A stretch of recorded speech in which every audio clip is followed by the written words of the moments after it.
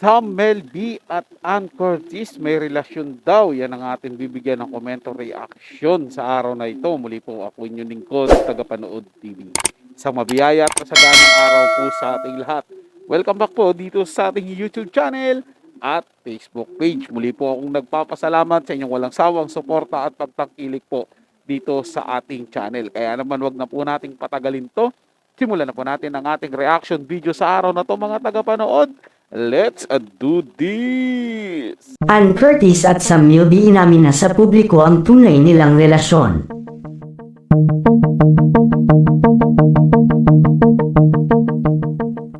Hindi pa din nga makapaniwala ang fans ng actress-host na si Ann Curtis sa nangyari sa relasyon nila ng kanyang asawang si Erwan Heussaff.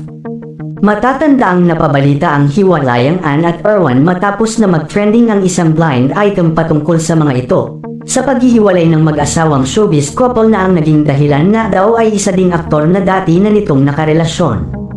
Mabilis na pinangalanan ng mga netizens ang nasabing blind item at agad na nag-trending ang pangalan ng mag-asawang Erwan Heussaff at Ann Curtis. Maging ang aktor na si Sam Milby ay naging maingay din ang pangalan matapos na lumabas ang balita na muli umanong nagkabalikan si Ann Curtis at si Sam Milby matapos na makipaghiwalay ni Ann kay Erwan Heussaff. Naging usap-usapan din ang pagbubuntis ngayon ni Ann Curtis at ang ama nga daw ng dinadala na ito ng aktres ay ang aktor na si Sam Milby. Sobrang pambabash nga ngayon ang inaabot ni Sam at Ann mula sa mga netizens mula nang sumambulat sa publiko ang hiwalayan ni Ann at Erwan at ang itinuturong dahilan nga ay si Sam Milby. Samantala ngayong araw naman nga ay sabay na humarap sa publiko si Sam Milby at Ann Curtis at isiniwalat na nga ng mga ito ang tunay nilang relasyon. May nakakagulat din ng naging revelasyon ng mga ito na talaga namang ikinagulat ng media. Ayon nga kay Ann ay totoo manong hiwalay na sila ni Erwan ngayon at ang alam nga daw niya ay maayos naman silang naghiwalay nito at napag-usapan na ang dapat pag-usapan para wala ng issue, ngunit hindi nga daw niya akalain na haantong pa sila sa demandahan na matatandaang napabalita na nagsampa ng kaso si Erwan Heussaff laban kay Ann at Sam kamakailan lamang. Ayon pa kay Ann, respetuhin na lang daw sana ng mga tao ang kanyang desisyon dahil sa totoo lang daw ay matagal na silang hindi nagkakasundong mag-asawa. Sinubukan naman daw nilang ayusin ang lahat para sa anak nilang si Dahlia, ngunit nabigo nga daw silang ayusin pa ang kanilang relasyon dahil sa maraming issues nila sa isa't isa. Samantala si Sam Milby na nga ang sumagot ng lahat ng tungkol sa lumalabas na balita ngayon online. Ayon dito ay totoong nagkabalikan na silang dalawa ni Ann, ngunit wala umano siyang sinirang pamilya at relasyon sa pagpasok niya sa buhay ni Ann. Hindi na umano niya hahabaan pa ang kanyang paliwanag ukol sa bagay na ito dahil alam naman daw niya na kahit anong paliwanag niya kung ayaw silang paniwalaan ay wala na umano siyang magagawa pa. Mahal umano nila ni Ann ang isa't isa, lalo na nga daw ngayon na magkakababy na silang dalawa. Ay mas lalo umano niyang mamahalin ng aktres lalo na ang magiging anak nila at maging ang panganay nga daw na anak ni Ann kay Erwan na si Dahlia ay mamahalin din niya ng buong buo at ituturing na parang tunay na anak niya.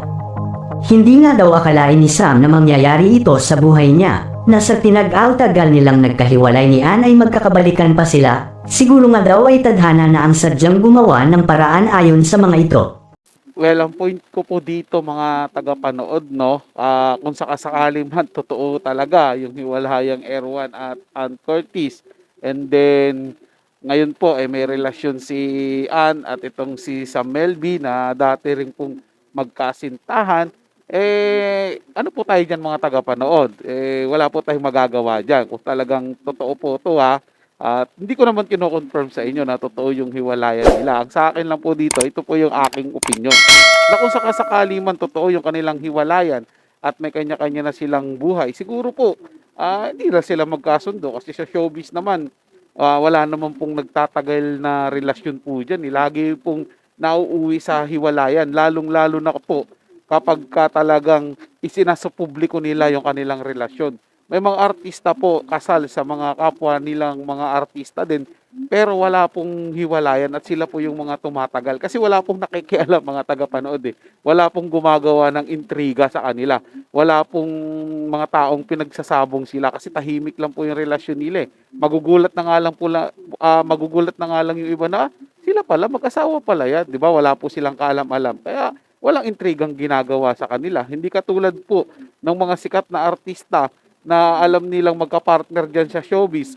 Ang dami-daming ginagawang intriga. Ayun, nauuwi po talaga sa hiwalayan. So yun lang po mga tagapanood. Nagustuhan nyo po yung ating talakayan sa araw na to. At kung kayo bago lang po na napadaan dito sa ating channel, huwag nyo po sana kalimutan na mag-subscribe.